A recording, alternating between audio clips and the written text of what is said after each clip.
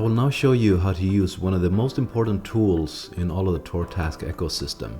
This is the operations calendar. Probably this will be the tool that you will use the most actually when you're running your business using TourTask. Here you will be able to see all of the movements of your business. You select the date range here. By default, there will be a 30-day date range selected. You can see all of the movement here of your business. So these are the tours that we have booked for this business. So this here has a blue line, which means that it's a private tour. Here is a green line, which means this is a group tour. So a group tour means, of course, that we have a flat rate, fixed price per person, and we have a vehicle probably that we will try to fill up. So this one in particular has a capacity of 20 people, and there are 7 seats taken on this vehicle. And here on the private tour, this tour is of course only for these clients. This is the name of the booking right here, the hotel where they're staying, and the name of the tour and the time. So as we know, private tour, we can always define the time per booking, so it's not a fixed time. But for the group tour, that is different, of course, since then we have a fixed time that we have scheduled since before. On the right side here, we see the different components of this tour, which is what is required for us to be able to perform this tour. So for this tour here called City Tour, we have a guide and a vehicle. And here's the name of the guide that's booked in for the tour, and this is a vehicle right here, and this is the cost for this person, and this is the cost for the vehicle. So we can also change just by clicking right on the name there, and we can put another name in and save. So then we can see how the name changed here. So this person in particular is marked as not being paid per activity, and this you do by editing the actual user. So that is in users and manage. All of these users to be able to be used here as service providers for the tours, you will have to give them the category of provider when you create the user. So you may not just type in any name here. You must use an actual user that is created since before. And the same thing for the vehicle. You have to create the vehicles before in this page here called vehicles. And if we, let's say this guide canceled for this tour and will not be able to perform the tour, we just click the name, and without entering any name at all, we just click save. So now this is unset here, and we can see that the background of this activity is red, which means that there is something left for us to do before we will be able to perform this tour. So let's just use that same provider once again as a guide. There we go, now it's white and nice. And here we have a comment, some additional information that is entered inside of the booking for this tour.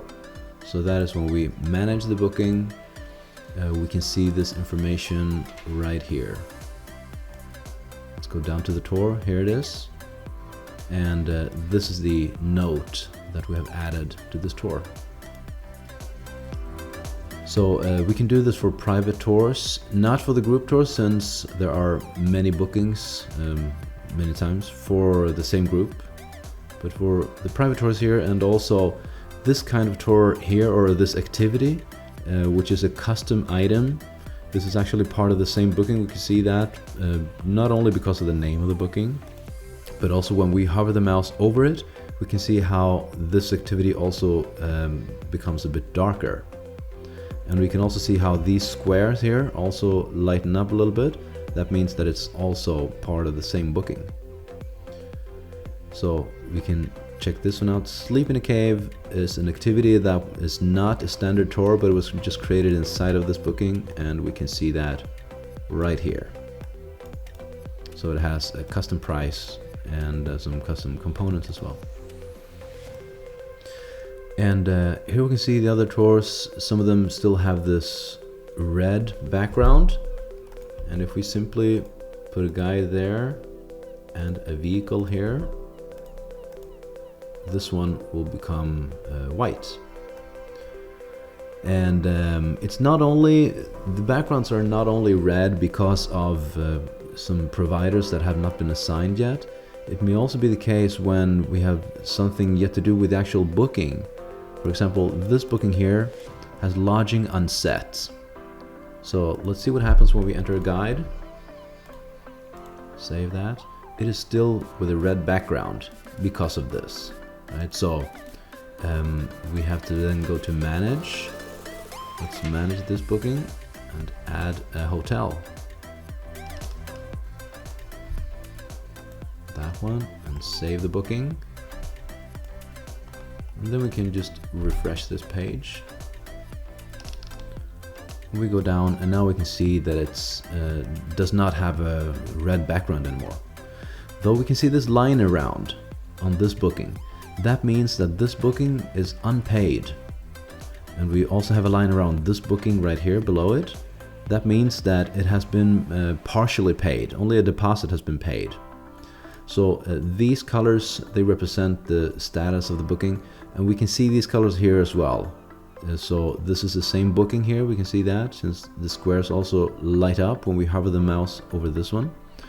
And yeah, that means that we still have some money to collect.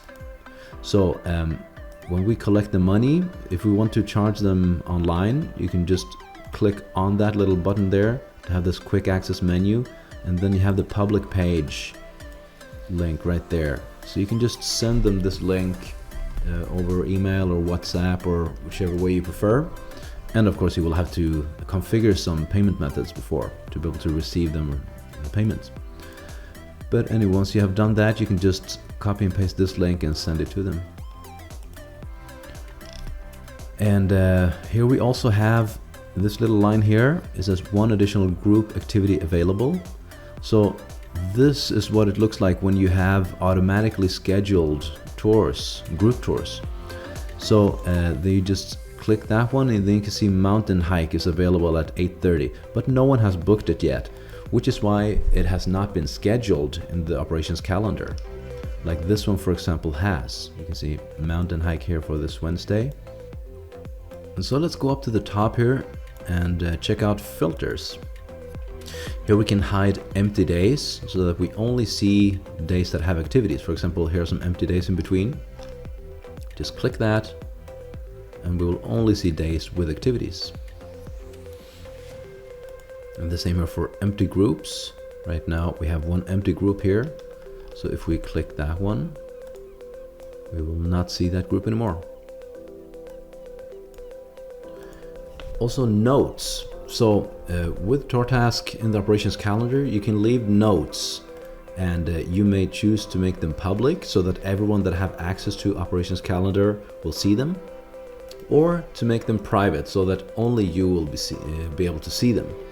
So for example, if it's a private note, you can go 10 o'clock dentist.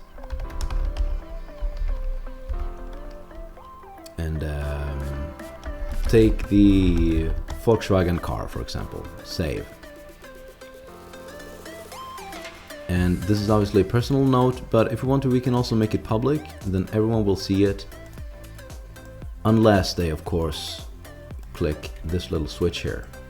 Then notes will not be seen anymore. And costs, we can see the costs here for the providers. And if we click this one, we will not be able to see the costs anymore. And here we have some custom filters. We can filter by either activity, by provider, or if there's an activity that does not have a provider set yet. So let's go with activity.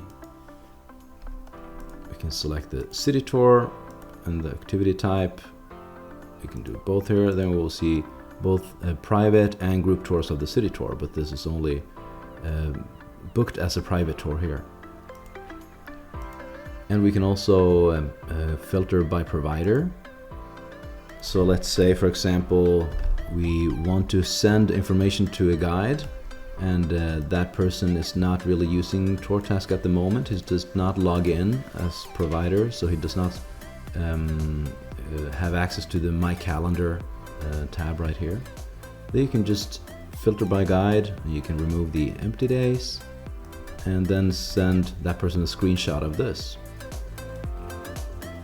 So then if you want to, you can also hide the costs so that you don't show the costs of the other people when you send the screenshot to this person. And then we also have unset provider. So let's say we want to assign guides for all of our tours. We can just go select guide here, which is the component for the tours, and then apply. And then we will see all of the tours that do not have guides yet. So we can remove the empty days here as well. We'll see them more easily. So from the operations calendar in TourTask, you're not only able to enter straight into the bookings through these menus here, you're also able to enter straight into the group planification tool. So then if you want to edit this departure right here, for example, let's say that we will start at a later time, we can just click this little menu here and go edit. So instead of 8:30, let's change it to 9 o'clock. And it'll take half an hour, so until 9:30. Save the changes there. We can also change the date here and even the tour. And then we go back, we can see how this has changed right here. And if we go to using this one, this menu right here, then we will also end up in the same tool, but we will have the view filtered by group. So we'll not be able to see the other group that this departure also had. So the date range will be automatically selected to the date of this tour, but we'll only see this group. So if we remove the group filter here though, we will be able to see the other group as well. So then we could edit both of these groups at the same time. From here, we will also have access to the cost effectiveness page. So here we can have a real-time overview of how much money we're actually making according to the current parameters, considering what we pay to the different providers and considering the money that has entered from the bookings, and also considering the transaction cost of the method that these clients used when they paid. And that's it. That's how you use the operations calendar in TourTask. So if you have any questions, please let us know, and have a wonderful day.